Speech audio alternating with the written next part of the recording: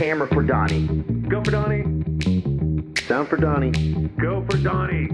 Makeup for Donny. Go for Donny. For Donny. Go for Donny. Grip department for Donny. Go for Donny. Wardrobe for Donny. Go for Donny. Tanner for Donny. Go for Donny. Guys, ladies, gentlemen, we have Tanner frickin' Foust on the podcast today. Tanner, how you doing, man? I'm good. You know, you've introduced me a couple times. You always throw a frickin' in there. I got to figure out what that means. Is that a good thing? That's a totally good thing. Frickin' Yes. means like amazing, the best, the cream of the crop. Like, you know, you rise to the top, Tanner. So yeah, frickin' means you're amazing. Well, I'll take it. It's Hey, good everybody. to see you. Yeah, just so you know, I'm Donny. I'm your host, and that is Tanner Foust. And Tanner and I worked on Top Gear USA for a few seasons together, and we have so many fun, crazy stories, and hopefully I can jar his memory. But I want everyone to stay tuned for Go for Donny Switch to Channel 2, where we'll get a chance to ask our guests some more questions that the listener wants to know. We'll also have an amazing car enthusiast that has some insane knowledge on all types of vehicles. He'll ask a few questions from his perspective, but the catch is he's only 15, right? Yeah, that's right? awesome. I love that. Crazy stuff. So, Yeah. Tanner, we worked together for 5 seasons. Yep. So we've known each other for, I don't know, 2011, 15 years now. Right. And 5 seasons on this show was like 600 days of filming. Like it's Yeah, thank you for correcting. Yeah, it wasn't just like a few weeks. Yeah, no, it's not like Pawn Stars or something where they pump out 3 shows a day. It was like 6-7 days a show, plus voiceovers and all that. So we were on the road. I hung out with you more than I hung out with anybody, you know. So that's you're on the road 150 plus days a year. And that's why I think we were so close, the whole crew and you as hosts, we were so close together because we spent so much time together. And getting into it and what we did on set for the viewers and the listeners don't know about Top Gear is we did some fun, crazy things with vehicles. I'm sorry. Tanner did some fun, crazy things with vehicles. And so there was this level of trust that we had to build between, especially Tanner and myself, because I was the AD on set and Tanner was ripping around corners and coming up mountains, needing to know that it was all clear so he could do what he had to do. So he had to trust me. So I feel that it took a little while for us to build that trust. I know it started, the first episode that we did together was in Texas. Where Was it herding cattle? Vehicles. It was herding cattle. Yep. Yes. Yep. We also did some fun stuff with your vehicles, like farm work. I don't know if you remember any of the farm work you did on those. I think I carried shit. Yeah. And where did you carry that shit to, Tanner? I want to say that we dumped a healthy amount of shit in the streets of San Antonio, and I cannot believe that there have not been some formal complaints about that. That was you're so right. So yeah. What we did is we I think you had the BMW. Yeah. Rutledge had the Miata. That's right, the Miata, because I was driving that around. And Adam had a Maverick. The Maverick, the piece of shit Maverick. And so you had buckets, right? I think you had buckets on the side of your BMW that you helped fill with shit. Yeah. With manure. That's right. And then Rutledge had a partition, I believe, in his Miata because it was a convertible. And who knows what Adam did? He probably cut the top off of it. And well, Rutledge filled his whole car. Remember? He tried to partition himself off and then fill the rest of the car with manure, which didn't work out that well, and it was all blowing around and in his mouth and the whole thing because it was a convertible, obviously. My BMW, I remember, had terrible suspension, so when you hit the brakes, it would bounce the nose down, and then the manure would flop out, and so I just started flopping down the highway and right in front of the Capitol building. I mean, it's shameless actually now. But we were 12-year-olds. Not only in the Capitol building, Tanner. So what we did is we filled up, for everyone to know, we filled up the 3 vehicles with manure, and we had a police escort, and we had to take it from point A to point B. Well, on television, you got to fill up a lot of time. So you drive all the way around the belt loop in San Antonio with a couple of police officers. And for some reason, we went downtown and we ended up stopping. I don't know if you remember, we stopped right in front of the Alamo. And we have a lot of photos to reference Yeah, it. that's right. It wasn't the Capitol building. My bad. My bad. It was the freaking Alamo. The Alamo. It's horrible. Yeah, it was the Alamo. And We it was shit on the Alamo. in front of, not on it, not just right in front. Okay. Just Okay, just right off the front step. But it was unforgivable still. There are so many unforgivable things. Really, Donnie, this show should be called Unforgivable because the number of things that we did that were just terrible. That was our first one of our first shoots together. Which spanned, like you said, 5 seasons, which, they tack on 0.5 to each season. So we spent a lot of time together, but we had to get to know each other really quick. And you still there, Tanner? Don't forget to check out the new podcast, Go for Donny. Hey, everybody, we're back in here at Go for Donny. We just had a little technical issue. We had to chase down some Wi-Fi, and now that we've chased it down, we have a better signal, so that way we can see the beautiful Tanner Foust a lot better for all the fans and listeners out there. Wow, when you say it like that in that sultry voice, it's nice. So good looking.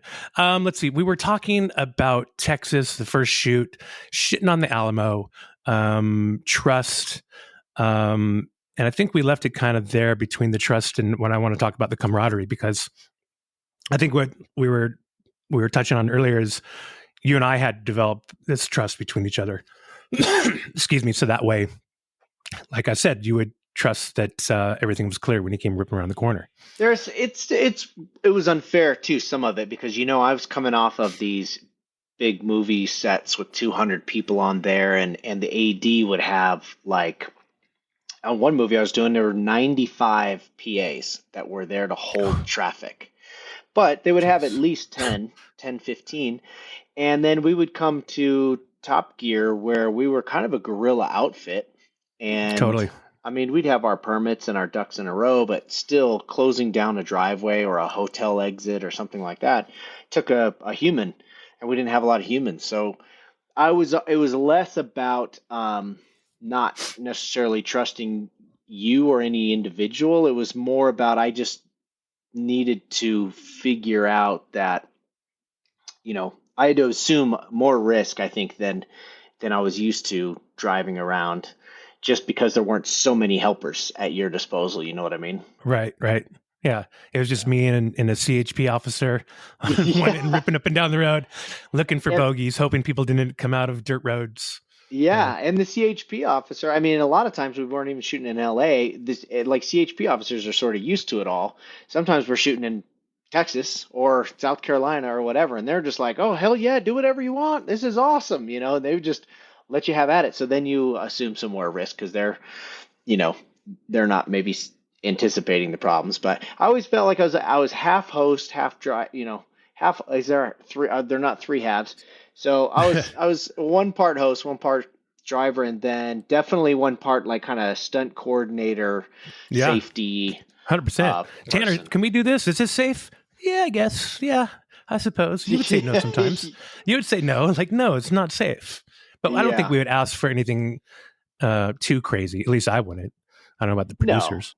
No. Everybody real quick had an understanding of how, like, what was good and what wasn't. So that's like, right. Yeah, right. And we did have a lot of good times with all of our law enforcement that we worked with across the country and globally, actually. So, I mean, I can't tell you how many times we threw you guys in the back seat of a CHP cruiser or my life. Illinois State Trooper cruiser to get you guys to the airport, or Oh yeah, so a lot of times they would do like an escort, and some crazy motorcycle cop with the Death Witch, which I was in San Francisco. I don't know where we finished up. We were up on top of a hill or something in San Francisco. We were up on Twin Peaks.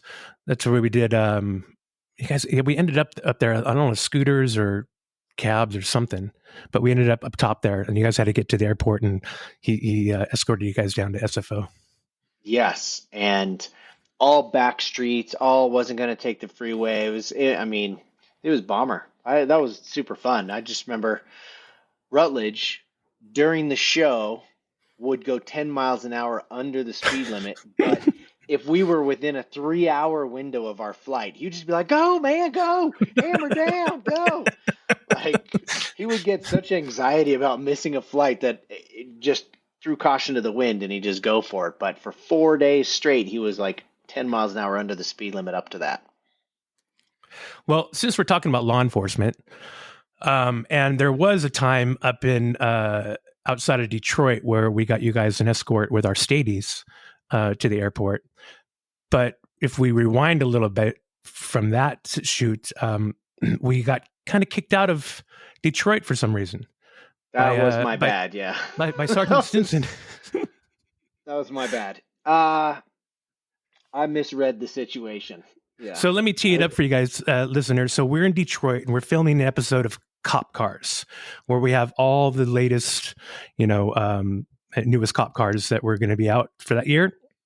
And so we had a permit, and we did a little scene in a part of Detroit where, let's see, it was Adam and Rutledge first in their vehicles, and then followed by Tanner, and then followed by Stig.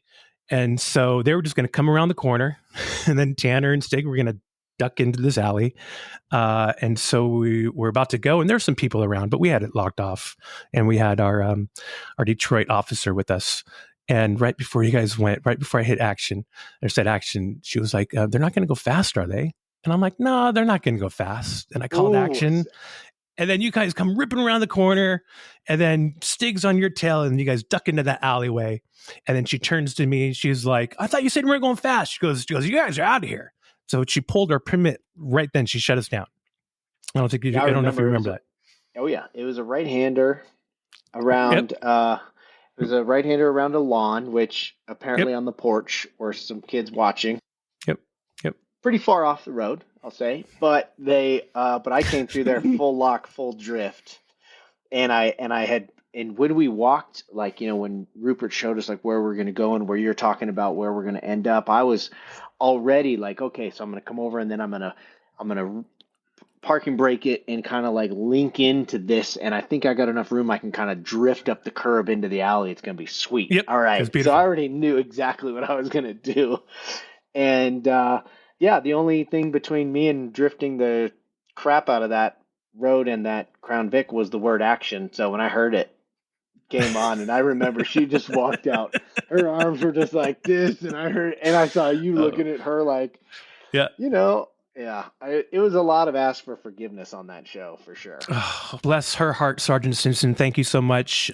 We knew you had to do your job, and you kicked us out of town. Then we ended up going up to just outside of Detroit, and we filmed with some Stadies up there. I think by the fairgrounds, I want to believe, but we did go back there. But before we left, we had another issue on set.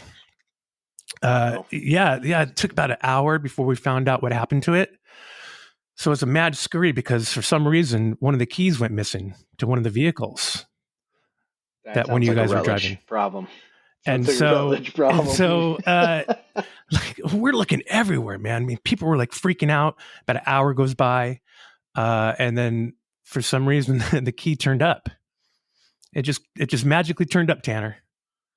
I don't know. I don't where have it remember. been? The microphone, I think again. Maybe you know what? It wasn't that shoot. There was another one in L.A. where it was cold. Rutledge was using my Touareg that I had there as a warming hut, and I said, "Oh yeah, okay, I'll leave the keys in the cup holder. As long as the keys are in there, fire it up. Warm yourself up." So we do the whole shoot day. It's the end of the day. I get in the car, and big hugs goodbye, and everybody's goodbye. And I'm driving actually home because we're shooting near LA. I'm on the 605, going reasonably quick, and I just hear and sort of see something go whoosh, right up the windshield, and it was the keys Rutledge had left on the windshield, and I was going 90 miles an hour on the road, and there was no chance that I was going back. That's the flow of traffic in LA, Yeah, of course. I had a meeting I had to go to downtown on my way in this really kind of hard district of downtown. Wasn't picking up drugs or anything. It was Yeah, what a district? meeting. What This district was that? yeah, the drug district. It's no, it was like this guy had like this 360 simulator studio that we're going to Oh, check out. Anyway, so I had to pull the car into a warehouse and just leave it running because I couldn't turn it off, you couldn't can't turn start it it off. again. Left it running for 2 hours and then drove it home. And then Volkswagen was nice enough to send a key in the next day. But yeah, so I hope that deferred or deflected some of No, the. no. I think you just deflected on what we were just talking about. I think you tried to put it on Rutledge on a different story instead of actually fessing up to what happened with that key. I don't even remember that. I had traumatic amnesia, maybe. I don't know. I don't even So remember let the me key thing. What kind of refresh car your was it? memory. So we couldn't find Okay. it, and it took forever. And then all of a sudden, it came out of nowhere. And come to find out, it was in your coin pocket the whole time. Ooh, that does sound familiar. Oh yeah, That's familiar. Yeah. And what, yeah. here's the deal, Levi's. What's the deal with the coin? Who needs a coin pocket? It's just there to lose keys, Oh, basically. Yeah. I think we all we learned looked a around for valuable lesson. literally an hour, Tanner, and you didn't say anything either. Mm. You just kind of put it somewhere and just oh, here's the key. I found the key. So I'm sure I didn't wait that long before I called it out, but yeah. that was fun. Yeah. Detroit was fun. That was one of the first of maybe 2 or 3 times we were up there. And then we went up, shot upstate, and then we got you guys a ride in the cruisers in traffic to the airport to get you guys out of there. And then I think we went back and we filmed with Sergeant Simpson again. And Silby was like best friends with Sergeant Simpson at that point. And I think that's She when we was shot. awesome. Yeah. I think that's when we did Corvette, Yeah, the Stingray. Yeah, she shut us down 6 blocks and we made a racetrack out of downtown. And Rupert, of course, had this artsy whole thing put together where it's going to be like one blue car, and you're like talking to yourself. And it was, it was hard to imagine how it was going to come out. It's one of those things that he was the only one that could kind of visualize it, I guess. But, and then the cars were like superimposed. And so I don't even know how you did the camera moves so that they were consistent. I Were think they everything was robotic? locked off. Yeah, we had 2 lock-offs. So we did like the blue car had it locked off Yeah. for just a blue car, and then we changed everything and Yeah. locked it off for the red one. Yeah, and it was like a robotic move with the camera type of thing, so that it was identical each time. I've Yeah. seen like the Red Bull Air races. I've seen them do that where they put one plane kind of on top of another one, um, even though they're racing minutes apart. You could see them. So that was cool. But yeah, she had. I don't know how she got turned around. That was Silby did that one, I guess. Totally, Sylvie pulled it out. But that was awesome because we were in and around the old Masonic Temple, which is beautiful. I mean, it's beautiful and it's just desolate around there. And I remember trying to lock off those streets it was kind of interesting because we did this at night. And there are a Yeah. lot of people just wandering around, walking the streets that you were trying not to hit. Yeah, and we were driving very fast. What was that you're driving? A Corvette C7 or C8, C7, I think. And it was the traction control, stability control guys claimed that the TC was faster than with it all turned off. We were That's on right. bumpy streets, so we ended up proving that wrong. It was faster without, but on a smooth racetrack, maybe they were right. But that's what it was. Remember now that Yeah. I just remember like Rupert saying, "Okay, don't forget. Now you're going to talk to yourself here for a little bit, and it was always like, oh my God, this is going to turn out so cheesy, but okay, let's do it. You won the BAFTA, let's go." You're the BAFTA director. Okay. Yeah, Rub, rub, rub, rub. yeah, that's right. Classic. Yeah, no, Well, that was a lot of fun. I always enjoyed the ones where we got to drive fast. There were kind of like 2 different shows that formed. It was like drive fast in like a super cool car, or old cars that we owned that we could just crash into each other for no good reason. And I don't know. I mean, I think you laugh harder when we had the old cars and you could Yeah, just like totally. pin Adam's door closed and he had to climb out of the passenger seat or something. That kind of stuff is kind of like jumping a rental car. It's that sort of like just 12-year-old laugh that you just cannot stop you can't get it out of your gut. But I always did like when we got a supercar and something new and got to just shred. Do you have anything come to the top of your mind? One of your favorites? Well, I mean, we did an episode actually in Steamboat, where I am right now. That was one of my favorites. Right. When you remember, we did the convertibles, and I had a Porsche Turbo, of course. Adam, It's amazing. who knows what he had? Rutledge had a BMW, I think. So Rhett had that BMW, that I1. I didn't like it. I drove that, and then the Jaguar. Oh yeah, Adam had a Jaguar, the Jaguar, some old man car, yeah. Jaguar, and we got to drive on the mountain. That was cool to drive on the actual slope, which I skied on today. So I literally skied right down the run that we drove down. Lucky. And then we went out to the ice track. But one of the coolest things when we were out in the neighborhood that was out like south of town, there was a fresh layer of snow, and we would just lock off the road and just come pitch it around. And that's just like a boyhood dream to not get in trouble for sending it through these corners, and then do it with a $200,000 sports car with snow tires and everything. Convertible, not convertible, didn't matter that much at that point. But it was just, grabbing gear sideways and that thing. Oh, that was awesome. Yeah, that handled well. I mean, I got to take that for a little spin down where you're talking, and man, it just handles so well in the snow and ice. So how much damage happened to the cars off camera? When you say I got to take that thing around or whatever. You know what? Honestly, I've never destroyed anything off camera. I've never wrecked anything. Except being on top Suburban. Well, that's Rupert. And, a flat tire here and there. A flat tire here, like everywhere. Well, that's yeah, sure. I mean, okay. or putting the Suburban on two wheels, on the two left wheels. The occasional bumper.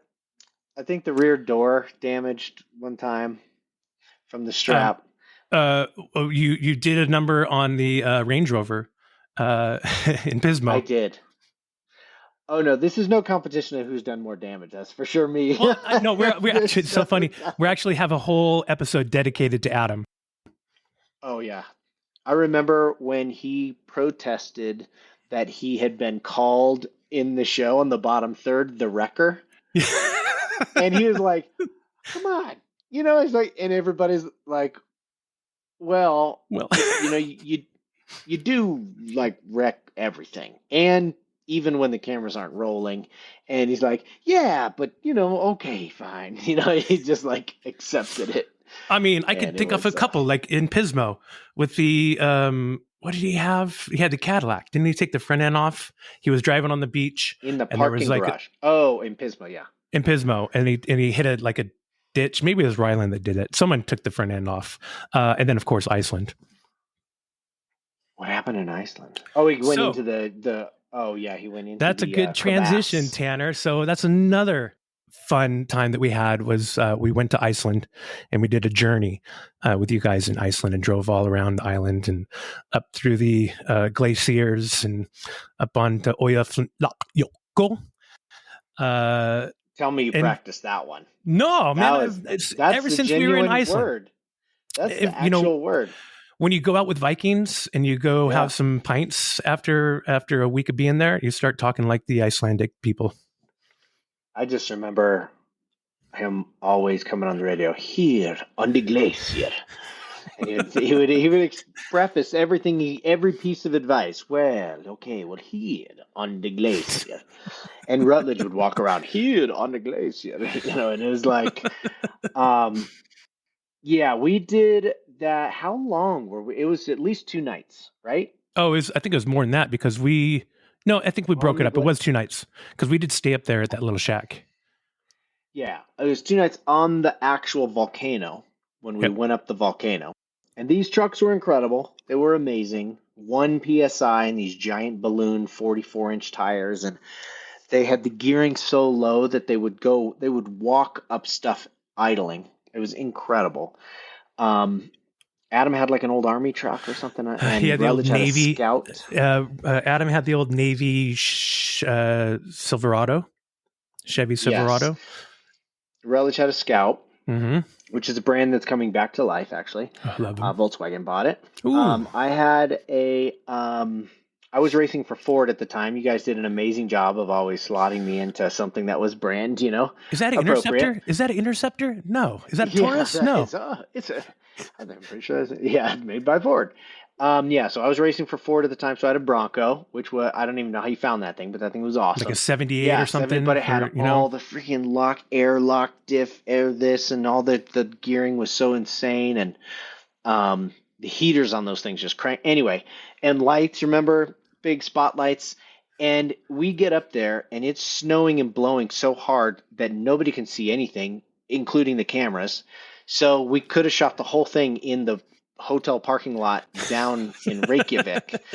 And I just remember Rutledge. The best is when we're going through one valley over to this other valley, right? And it was a long hike up there, right? Yep. Days. And we're going through one valley, and we're going at a mile or two an hour, right? And very slow, yeah. we're going over a crest into another valley, and that second valley is where it happens to be written that we're going to have Rutledge. We're going to cue Rutledge getting stuck there, and it's going to be the unstuck thing.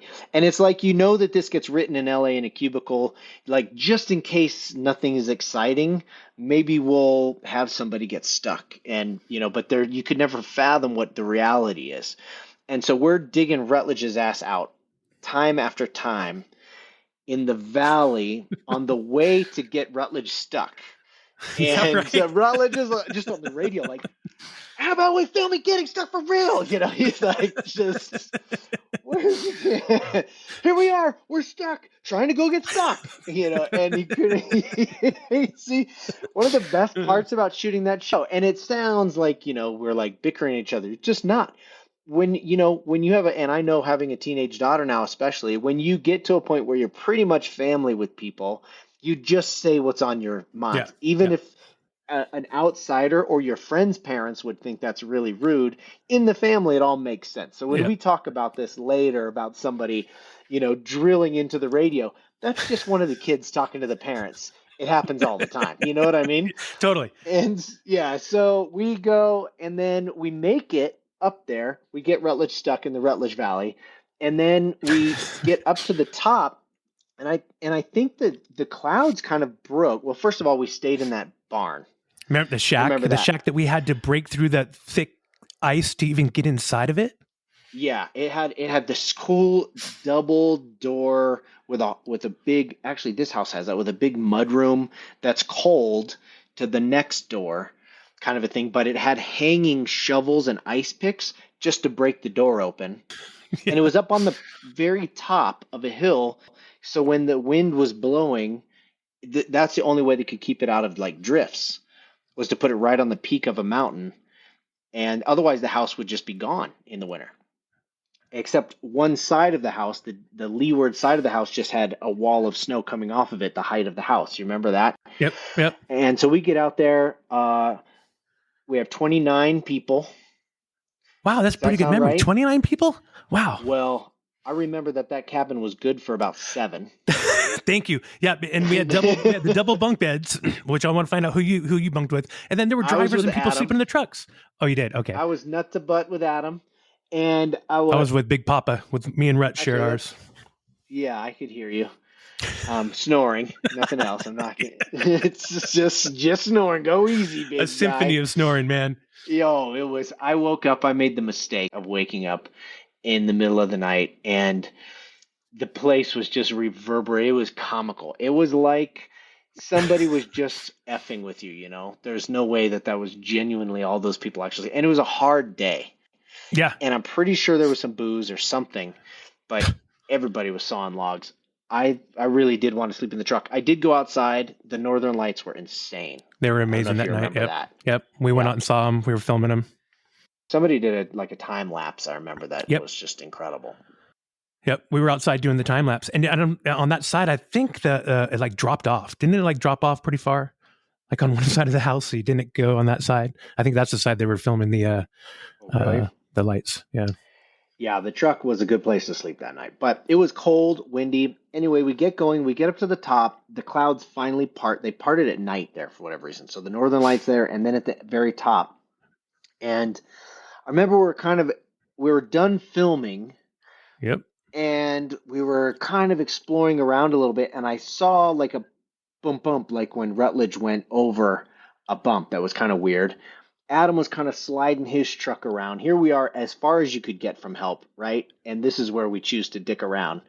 And Adam's kind of sliding his truck around, and he happened to go right in line with that bump where Rutledge went, and it turned out that it was a crevasse. And he dips the tire in there. And that like ugly ass truck that he had the headlights down on the like sides. And so it dipped it in, and the headlight lit up this ice blue cathedral underneath the snow that he said looked like a parking garage, an empty parking garage that was all right beneath all of us. And the very calm Icelandic guys got on the radio. Okay, we would like everybody to remain still. Just want to say this is not an emergency. We just have one car, and I just see Adam, and my headlights are lighting him up. Adam's got the radio. He's like, it's like grabbing a fish. He's like, not an emergency. Get the fuck over here. He's like screaming. He's screaming at the top of his lungs, and everybody's like, yeah, everybody's like, remain calm. He's like, don't, nobody's calm. Get your fucking ass over. And he's just like the opposite of how you're supposed to be in that scenario. But it was, yeah. And that was the last thing we did that day. I'll never forget that as well. We were, just like you said, it was socked in, and then all of a sudden the clouds just went away, and it was beautiful. And I have a photo of me at the rim of the volcano. And then right after that, that's when you guys were driving around, and I saw fucking that just dipped down like that. And then what I saw, because I was up with everyone else, is all those Icelandic guys took off down there, and they had everyone out and the truck out pretty quick. I was, I don't know, 20 yards from Adam, but where he was kind of doing donuts and stuff, like I was pointing at him, so I had the headlights on him. Jeez. And what they did is they all got their rope packs out, and they basically just spider webbed everything together. So before one of them would go out to the truck, he would be connected to like 2 or 3 different points. So if 1 or 2 went down, there was always a point that didn't go down. And they basically just coated the thing with a spider web, and then worked. They got Adam out, and then worked to tow the truck. It was really methodical, and you could tell that was what they do. And almost you could tell the trip wasn't going to be as much fun for them unless something happened like that. Something happened like that, they could as long as test their skills. Yeah, they got to pull the ropes out, but yeah, I don't even think the cameras are rolling. No, because we stopped. Literally, we were done, and we were getting ready to go, and you guys were all fucking off, and it was the last thing that was happening. But God, man, I remember Geesley, our guide, because I was in the front. Geesley, I was in the front vehicle with him and Rupert, and he would drive by GPS, and there was a line, and he said that he would not go off. He doesn't deviate; like he stays on that line. Yeah, and I'm like, well, what's out there? He's like, crevasses. Yeah. So like whenever you had to go to the bathroom, you don't go far from that line. You stay close to the vehicle, or I'll drop into the crevasse. Like, I mean, he had done the whole Antarctic twice or something. The only person to do that. I think I got him a supercharger or something for his truck, because I was changing from Ford to Toyota, and remember he had that orange Tundra. Beautiful Helix. I took a picture of it.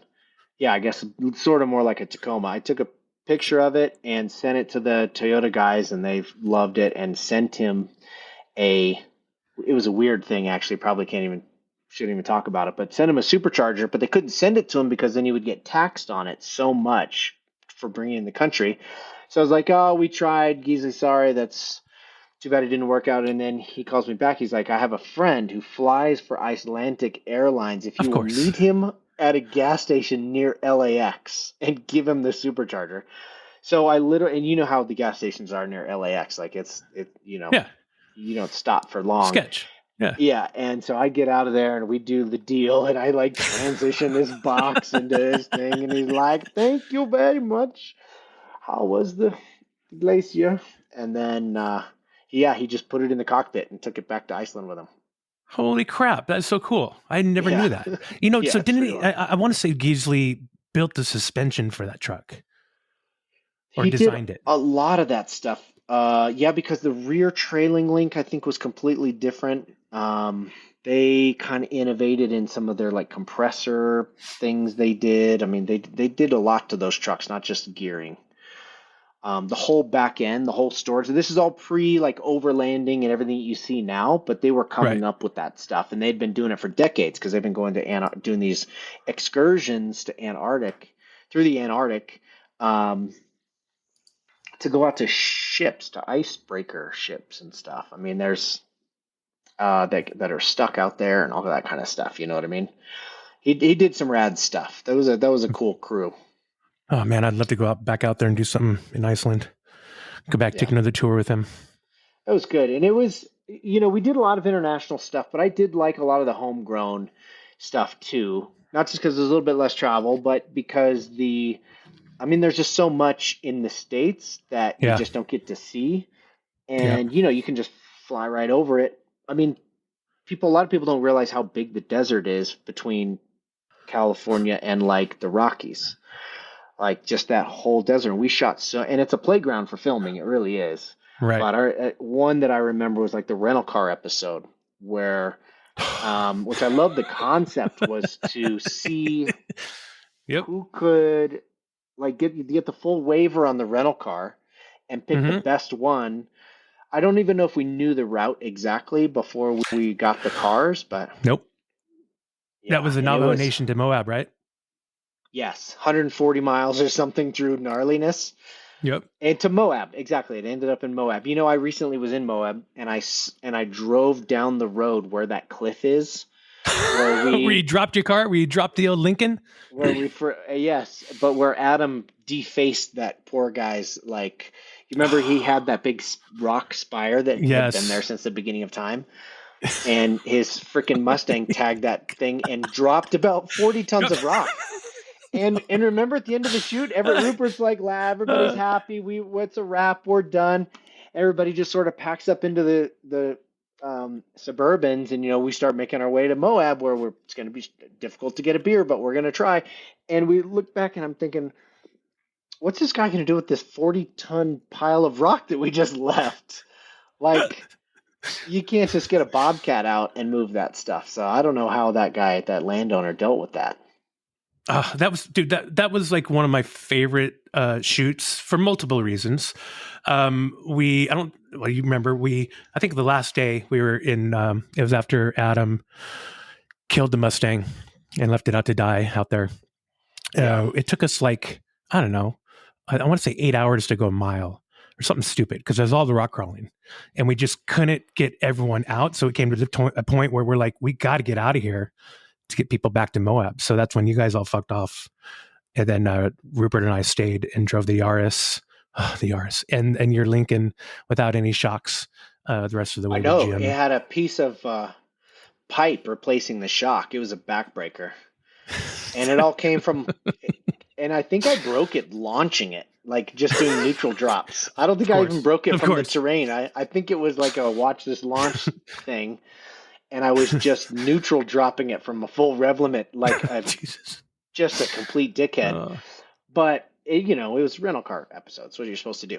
But I had a little bit of an epiphany when we, as you said, fucked off. And I think I'll give Rutledge credit for ringing the chime that we shouldn't hang out for another 8 hours after 12 hours and then do another show the next day. We should go find a hotel somewhere. But if you remember, we had a little Polaris. Yeah, I remember. Yeah, the reason why you say that, because I just told someone the other day, you were getting on me for having it in four-wheel drive. You're like basically calling me a wuss. You're like, dude, why are you ever going to have it in four-wheel? You need to have this in two-wheel. And then you took off and you showed me, like, this is why. So, yeah, I remember. And it was super fun. I mean, it was like maybe a 900 or a 700. But the last thing that I had seen that you actually drove in like that was like a Honda Odyssey from like I mean, that's dating you and me. The fact that you're nodding is you know what I'm talking about. But that's way back there, right? That's like in the 80s, 90s. That thing was so fun. Now I'm sponsored by Polaris. I've got a bunch of them, love them. Building an ice track on in the What? field outside for What? them. Oh yeah, Ugh. love them. But that was the first time I'd ever seen one, driven one. And who was the producer that I took with me? Beardy. It may have been Beardy because he had to get out to get the tow truck and go back out to get the Mustang. I think it was Beardy. So we went and just sent it on these windy ass roads and chucked rocks off a cliff, and you'd come around the next one and you'd see your own rocks still flying in the air. And I mean, it was just like, I was like, that was the best time of the whole shoot in some ways. I was like, I got to figure out how to get one of these things. But that was awesome. But anyway, being out there, America just has so much cool terrain that you don't get to go to. And then to have a team of very talented producers, directors, and assistant directors, and like kind of put together a fun book. It's almost like if somebody could come to you and say, like, these are my perfect 3 days kind of a thing. And, we were all busy. It's a job also. Right. But at the same time, you look back at it and you're just like, there's no vacation. Can you imagine if you did a Top Gear vacation company where you could go and just bash the shit out of cars and jump them and hang out with your buddies and have some drinks at night and then get up, shake the hangover off by jumping a car off the train tracks or something and laughing your ass off. And I mean, it was an ultimate. It was like ultimate vacation. It happened in a time when all of us were very, very busy. But yeah, and you had very talented people like putting together the route and what you're going to do. So that made it super fun.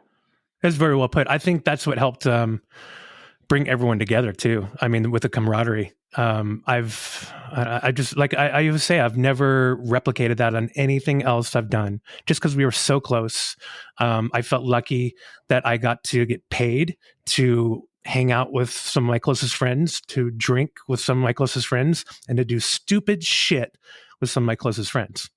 And because it was documented, it was okay. Yeah, no problem. I mean, the stuff that we did, dude. I mean, you're a stunt driver. The stuff that I got to do, it's just so much fun. I mean, that's why I just had so much fun. Like the Yaris, rock crawling, freaking Yaris in Moab. I mean, you don't get to do that.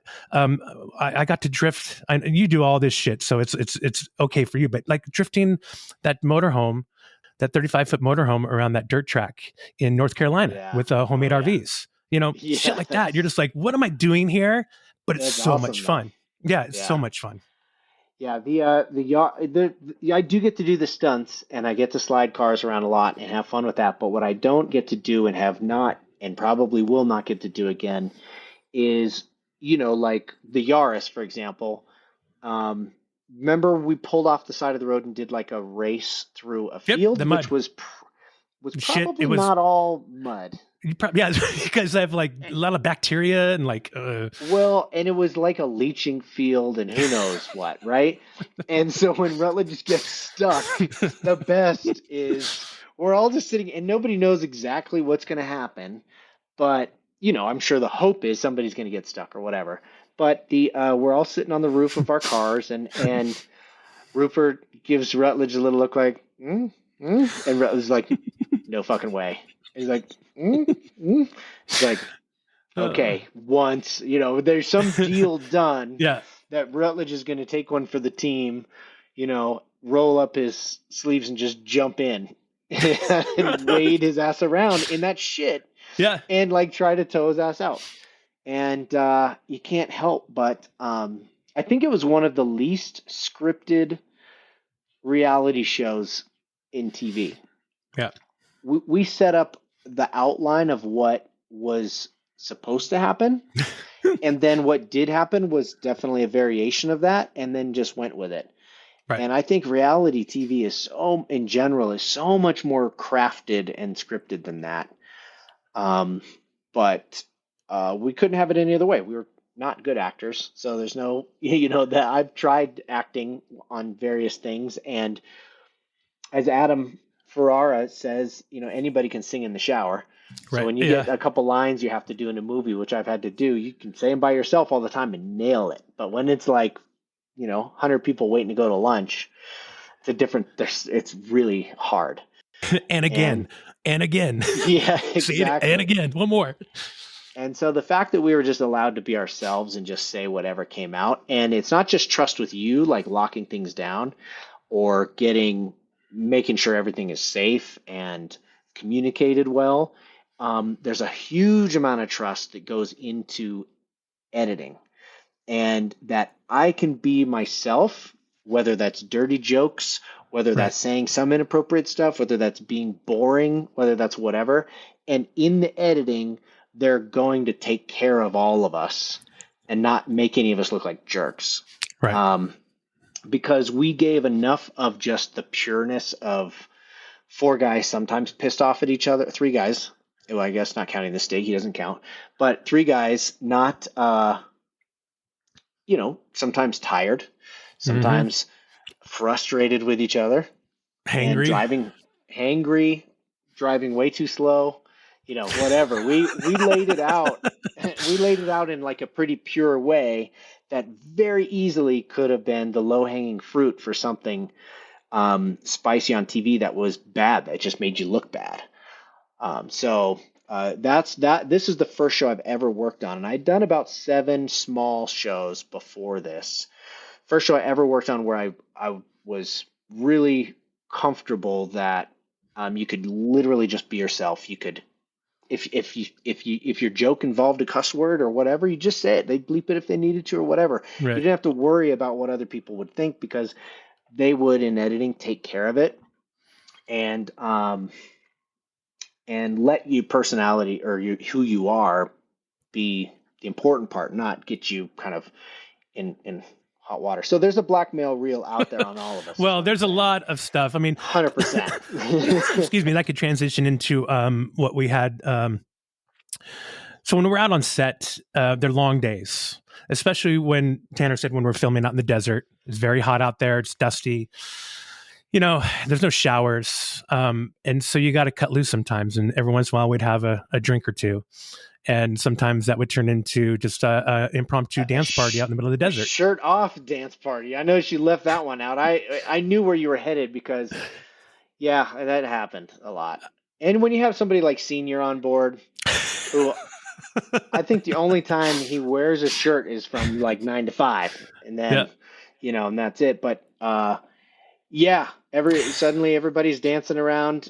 It looks like they're dancing around a keg, but they're not. They're just dancing around a 5-gallon barrel with an iPhone, and that's all there is. That's the only source of entertainment there is. But it was fun, and it was a memory, and there was only a few that didn't partake, and those few that didn't partake were in their tents or they were working on a Mustang like Jim Horn was. But we had a good time. I mean, and I think it just brought us closer together, and all those little times that we were together socially outside of work, I think brought us closer together.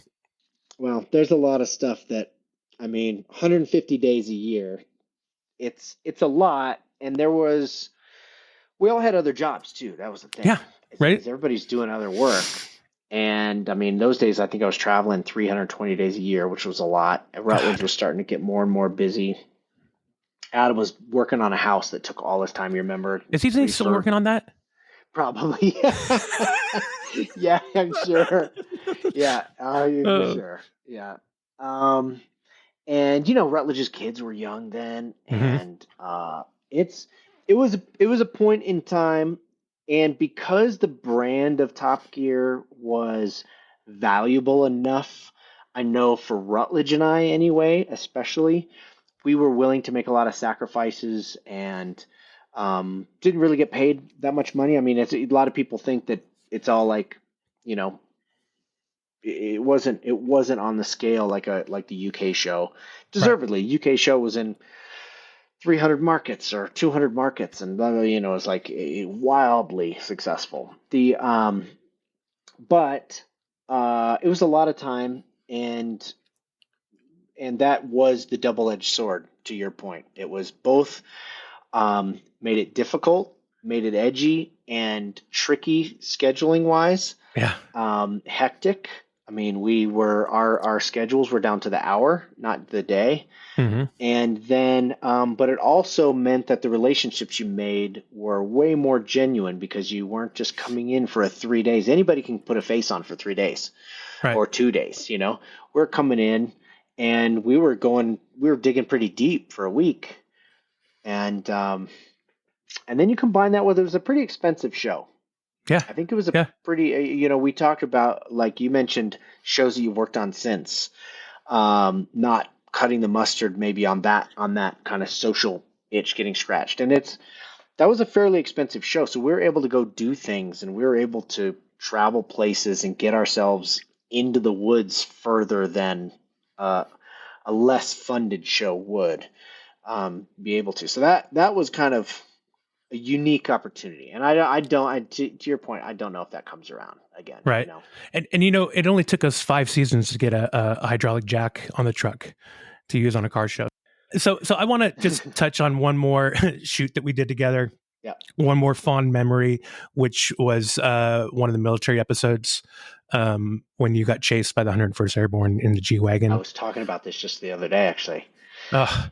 Yeah, that was, how epic was that? I mean, it must have been, you were in the Army? Yep. Yeah, and so we were fortunate enough, in Fort Irwin, we worked with the Army. We were fortunate enough, those were always the best shows. One, for a couple reasons. One was because the way the military operates, they don't do anything half-ass. And so once they got on board and it was part of a training thing or whatever the justification, the training exercise, so that we wouldn't have to pay for it. Yep. Yeah. Once they were on board, it was awesome. And you could tell they prepped for weeks. Everything was done right. They made their wives in the sniper episode at Fort Irwin made outfits for the shoot, because of the terrain they would be. It was like they were over the top. And that one, there were a couple key moments from the selfish driver side. One, figuring out how to turn the traction control off on that G-Wagon was a challenge. That's right. What were you dealing with there, like the technical support? Yeah. Once we got it off, though, holy balls, that thing was so fast. Like, I understand why they had all those safety systems on, because that thing shouldn't have been that allowed to go like it did. Really? But if you remember, sliding around sideways, the front wheels would spin so fast, all four would spin so fast, but the rocks coming off the front wheels sealed the exhaust pipe shut. That's right. Yeah, that were under the rockers. Just the rocks. Sealed it shut. Oh. Just smashed them so flat that we had to like pry them open. But it was fast, and I remember there were some rules of engagement. They obviously couldn't use missiles. Yeah. Damn it, we tried. Yeah, they were only allowed to use the drone for a certain amount of time, something like that. And that was cool. And that was the closest I'd come at that point to getting into a Black Hawk helicopter. Remember, I got blindfolded. Yep, I remember. So I can break it down for the viewers if you haven't seen it. We basically had the 101st Airborne chase Tanner down. So what it was is he had to get from point A to point B without getting caught.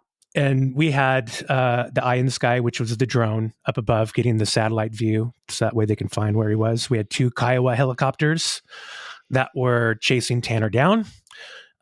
We had 3 or 4 MRATs that would pinch off points. So Tanner would have to push a certain way where they would have a roadblock with some air assault troops. And they had a Black Hawk come down. The troops came out, set up a little stop sign with the, what are the strips? The tire strips? Yeah, tire strip to pop your tires so you'd stop, and then you came running. We wanted them so bad to put you in the Black Hawk. Pull me out of the window? Yeah. Like hog tie you. Rip him out from the window. Don't worry about it. He's fine. It looked so good, and people thought that. They did. They zip tied you, right? Yep. Oh yeah, they dragged me out into the bushes, and then these 2 Blackhawks came down and landed. I swear, I was just waiting to get crushed. I was genuinely blindfolded. I couldn't see anything. I knew that we didn't have enough time at the end of the day to take the ride in the helicopter. But wow,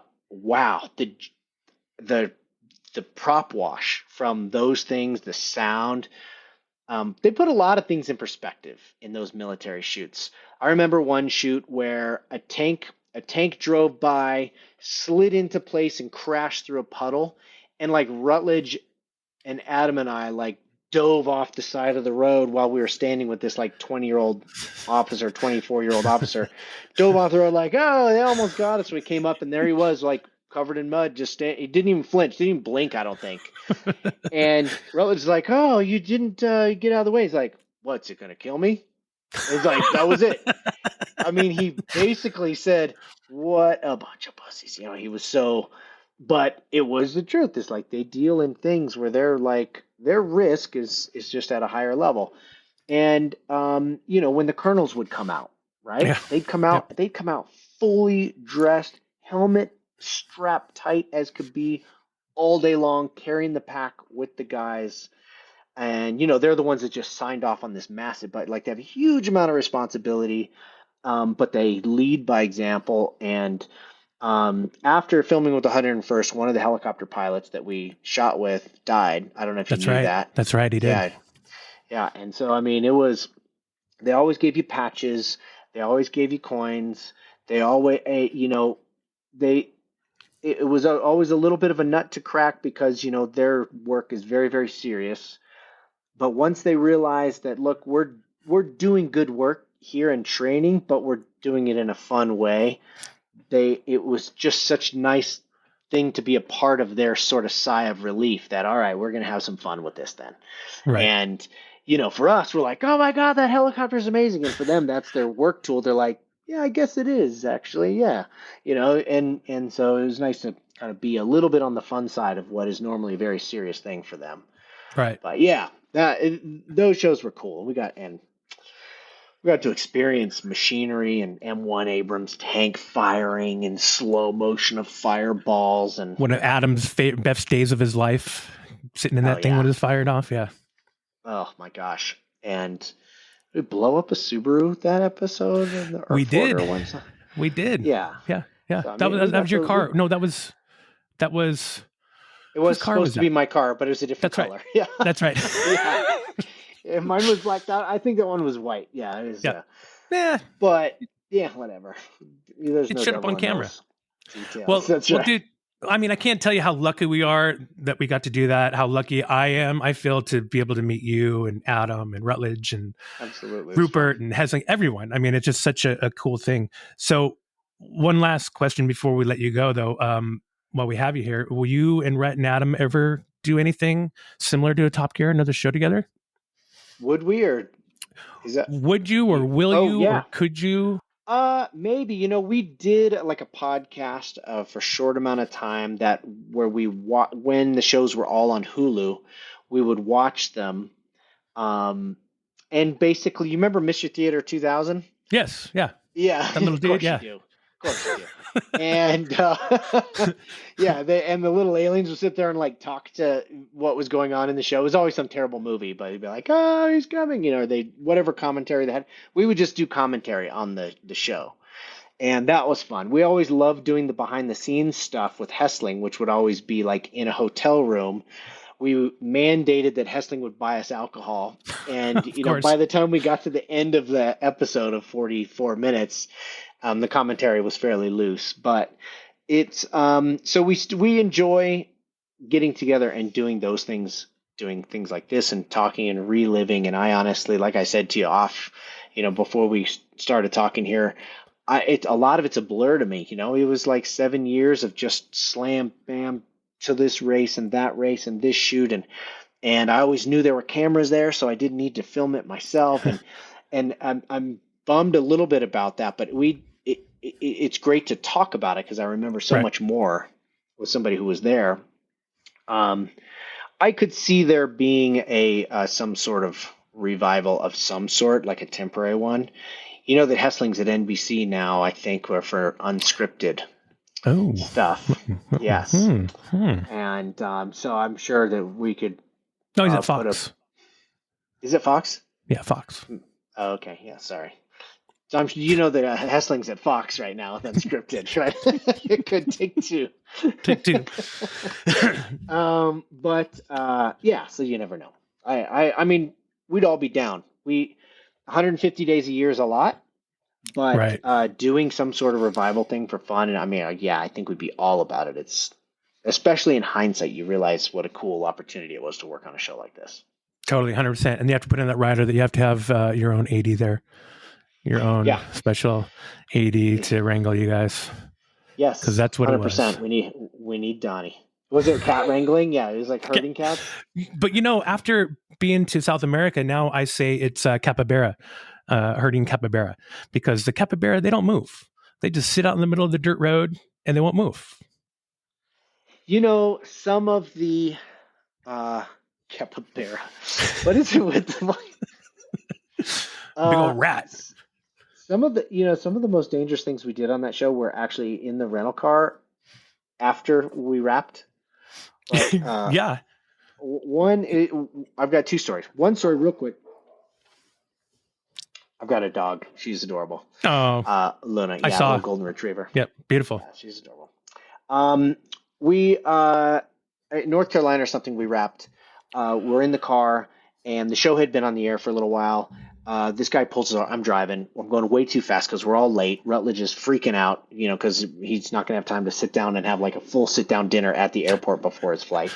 So we get pulled over, and this guy walks up, and I don't even want to know what the number was, but it was at least 20 over 25 probably. And he had me dead to rights. So it was all legit. He walks up and he's like, "Hey, I'm going to need license and registration." He's like, "Wait a minute. Aren't you the three guys?" And Rutledge goes, "Want a picture?" He gets out. He's like, "What you got back there?" He has the guy's hood open in like 12 seconds. He's like, "Oh, is that the high output 3.8? Woo! Those things cook, don't they?" I don't think the guy's like, "Oh, it's got some pretty good torque." Boom, we take a picture like, "Thank you, man, so much. Really appreciate it." We get back in the car and just left. And it was amazing. And I was just like, that was the best. Rutledge freaking saved us on that one. But there are some other rental car ones. I don't know if you remember Toronto, getting to the customs people in time in Toronto. When we dropped you guys off. Oh, that was another great story. The old the amphibious vehicles where Adam went into the drink right after drowned. Years. Yeah, almost genuinely drowned. That like was real. Probably the closest anybody came in that show to really be ending. And we'll talk about that on that episode of how we almost killed Adam several times. Yeah, except several times. Yeah, but yeah, no, that one. I think I had to get to customs. The police boat had an engine go down on the way to Toronto, so it took an extra hour and a half to get there. And I was going direct from there to a race, and I couldn't miss qualifying. I couldn't be in the race, and they did my customs there. And then the PA was like, "Well, I can't talk to him because you guys are in the middle of Lake Ontario. She couldn't call you." It was our first show, and I'm like, "Well, I'm gonna steal the rental car. I'm so sorry." But I remember this. You did. You commandeered it. Yeah, I am going to steal the rental car. I will leave it on the curb somewhere outside the airport, but I have to go and so she's like, "Okay, I'm going." And so we're in there, and she's thinking, "I'm going to lose my job." I'm like, "No, I guarantee you, they are 3 hours away. Trust me. I just took a police escort, and it took 3 hours to get here. You will not miss them." And everything worked out because you guys were stuck in the middle of the almost ocean. But yeah, got there, ran through the thing, made the flight. Anyway, it was there was never a dull moment on that show, on or off camera, which is one of the reasons it was so great. Nope. It was so much fun. One last, God, you just jarred another memory. I'm just going to say Death Valley. Death Valley, Mount Charleston. Mount Charleston. That's all I got to say. We just had a lot of fun. It was like, it seems like whenever we were out in desert for a period of time, it seems like we had to really cut loose when we got back. Like we had to just shake it out, have a couple of cocktails and shake it all out. Was that the one where Rutledge was on the pool table singing into the pool cue, like full lip syncing company? He would have won Jimmy Fallon's lip syncing competition. Yep. On that. That's when that was when we put him to bed. We got back. Everyone was knackered. He went upstairs to bed. And then he came back down, and then we all ended up in the bar. I think we crashed a wedding reception as well. They loved it though. It was the best. I remember they were huge fans. They were like oh my gosh, that was amazing. I was left with Rupert. Oh God, yeah. The audio. There's someone else. Yes, Rob Rosales. Rob, thank you. Rob and Rupert. Rob was speaking Klingon, I think. That's the closest thing that you could equate it to. And there were and Rupert, he would say something and be like, and Rupert and I would just look at each other like, yeah, so anyway, the blah, blah, blah. And we keep going. And then at the end of the night, I was like, okay, that was too late. Rupert was like, all right, we got to end this night out like we always do. And he had a friend of his had died. And so he's like, we do 3 shots of Sambuca. And I was like, oh God, no, I can't do it. He's like, you have to. And I was like, oh my gosh. So 3 shots of Sambuca. Rob doesn't. Wait, what time was this? What time was this you did 3 shots? 6 a.m. You said 6 a.m.? Yeah. Is that right? All time was, yeah. And Rob doesn't make it to his room. He passes out on the couch in the lobby of the hotel. That's right. That's right. I make it to my room. I come down a little bit late. I knew that we didn't have to drive at all for a long time because remember we're modifying the cars to make them more aerodynamic. Yep. We got up there. We did a stand-up. Eventually Tabitha realized that I should just say nothing because she had me saying, wait a minute, if we gain 3 miles per gallon and it's 48 miles, that's 130 or whatever the number is, right?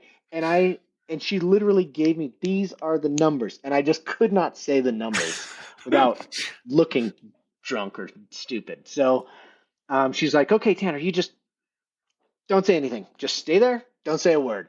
So I just shut my mouth. We did the bit. And then for the modifying of our cars, she's like, okay, just come up with let's do some cocky dick thing. And it's like, okay, so my car's good enough. I don't have to modify it. I'm just going to take a nap. And so I just fell asleep. And in the show, I got the hat on my face and I'm genuinely passed the F out. Just completely knackered. Got a full sleep in there while you guys shot for like 3/4 of the day. And then we went to Vegas. It was great. So you missed out a few parts that I can probably fill in for you. So first, I'm just going to back up to before those 3 shots of Sambuca when the responsible Donny went to bed. But before I went to bed, excuse me, we had to walk out to the motorhome that I drove, that the sober one drove people in to get up to Mount Charleston. And earlier we stopped somewhere, I think, to get the alcohol, and you bought some magazines, some car magazines. Yeah. And so you wanted to get them. So we went back out to the motorhome to get them. And I don't know if you remember, there's a pond out in the front of the hotel, like a lake. I do remember this. Yeah. Yeah. Yeah. And you're like, oh man, I really got to the bathroom. And then someone yelled from some room, you better not do that. And so we stopped and we went to the motorhome and you grabbed the magazines, and then you just dropped them. And then you had to go to the bathroom. So you're going to the bathroom, and I look over at you and I'm like, Tanner, I'm like, you're peeing on your magazines, man. And you just kind of look down. You're just like, oh, whatever, dude. So, and then you guys went back in. And then shortly after that, that's when I went to bed. And the next morning after the 3 shots, whatever happened. There I was reading my magazines, right? Yeah, reading your magazine, your pee-stained magazines. They smell good, smell like asparagus. And then I think someone told you, who was it? Someone gave you a beer and told you to shotgun it, and you'd feel better. Yeah. And you shotgunned it. Yeah. Maybe it's Felipe. Yeah, and then after that, we had you. What'd you do? You drove backwards. That's right. You drove down the hill backwards in the Jeep to get in position for 1 shot. It was comical. I wasn't going to mention that since that was a national park land and probably highly illegal to do, and maybe outside of permit. But maybe it's outside of Mount Charleston. Maybe it's Yeah, I just remember Rupert being like, "Tanner, like, think you could drive down that?" And I was like, "Sure." Yeah. and I came down, and it was so steep at the bottom. There was like a drop off, and it went and like front bumpered it into the ground, and it kept going. It worked out fine. But yeah. That was right before Rupert had his head in the snow, trying to cool off, trying to come back to life after a night of fun. But oh, he put his head in the snow. Yeah, I was thinking he's the director. As long as I'm with him and we're like on the same plane, we're fine. I show up.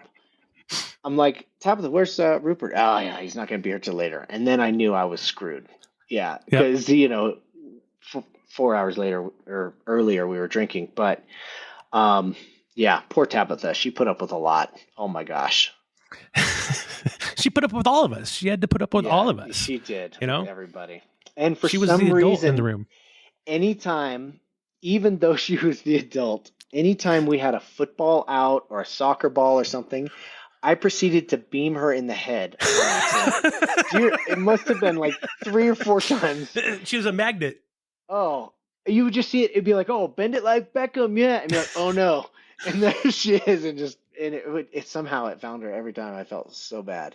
But anyway, good time. So good to relive some of those memories. Sorry, Tabitha, for that. No, Tabs. Well, Tanner, we'll definitely have to thank you for coming on. I can't thank you enough for coming on because it's so good to catch up with you.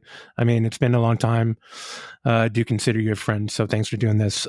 Absolutely. At some point, we'd love to have all 3 of you guys back on the podcast to hear all 3 of you jaw about some good stories. So at some point we have to do that, but I just want to thank you again, Tanner. You guys, you're awesome. You're the best. Guys, thanks for checking us out today. Don't forget to check us out. Thanks. Don't forget to check us out on gofordonny.com. That's our website. This will not only be an audio podcast, but this will also be a YouTube video podcast. So check it out on YouTube. And you can also follow us on the social media. Just go to the website at the bottom. You can go to YouTube, TikTok, Instagram, all of those at gofordonny.com. So thanks for listening, you guys. Go to GFD and subscribe, and remember to HTFU, Tanner. Thanks, buddy. Oh my gosh, thank you, Donnie. Appreciate it. See you, brother.